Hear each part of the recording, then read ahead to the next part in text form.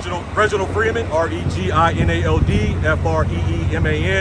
Fire Chief for the City of Oakland. You want to start from when it started? This fire came in at approximately 10:20 a.m. Obviously, Oakland Fire Resources responded, quickly realized this is going to be a scenario to where we needed additional resources on scene. At approximately 10:40, a second alarm was struck. Additional OFD resources arrived on scene, as well as an engine company from Alameda County and a water tender from the city of Alameda. What can you tell us about what was burning? We have a little bit of everything burning. We have cars, we have RVs, we have a ton of combustible materials, hazardous materials. We've had several explosions since we've been here working on this incident, which is obviously a concern and a threat to the safety of the firefighters mitigating this incident. Is that propane?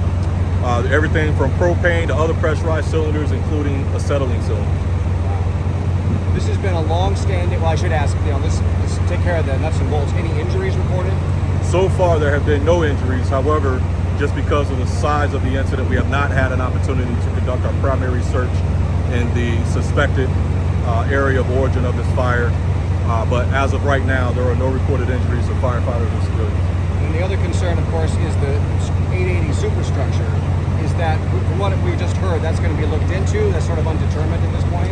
We've had numerous fires here at this location, and every time we have concerns about the structural integrity of the interstate, as well as even the old wooden rail that BNSF owns. I would not be surprised if there would be collapse from the old wooden structure because of the number of times that system has been involved in fire. We have been hitting it with a master stream because there's been direct flame impingement on the structure itself, and we've kept our firefighters away from that area in the event it does collapse. But in regards to the structural system of the interstate, absolutely, it will have to be looked at to make sure that the structural integrity is not compromised. Is traffic still moving at this point? I believe CHP has the traffic flowing again. It was temporarily halted. We also did call for a stop for all railway activity.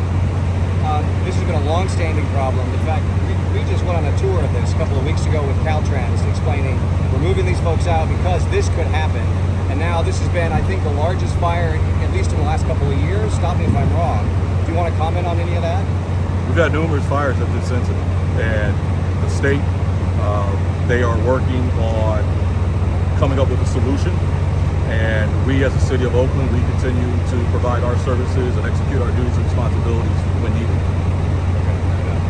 Chief, you basically have to cover these as a hazardous material type situation? I'm sorry, I couldn't hear you. You basically have to cover this as a hazardous material type situation? Well, so it instinctively is a hazardous material incident for the simple fact of what is actually burning. So, as the chief of the department, as I'm walking the scene, I'm able to wear a mask.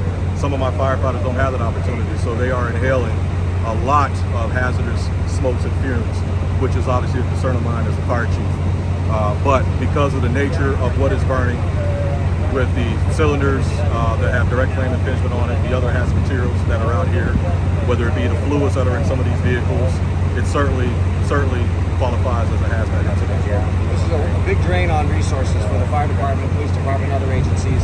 What more do you think needs to be done to address these type of encampments, not just here, but elsewhere in the city? Well, my hope as a fire chief is that anyone who needs help gets help, so we don't have to respond to these incidents. It's better for all of our residents, whether they're housed or unhoused. It is better for my firefighters who are not exposed unnecessarily to things that can actually kill them, especially in regards to these exploding pressurized cylinders. So as a fire chief, that's my hope. My hope is that anyone who needs help gets help, and we do not have to continue to respond to these type of incidents.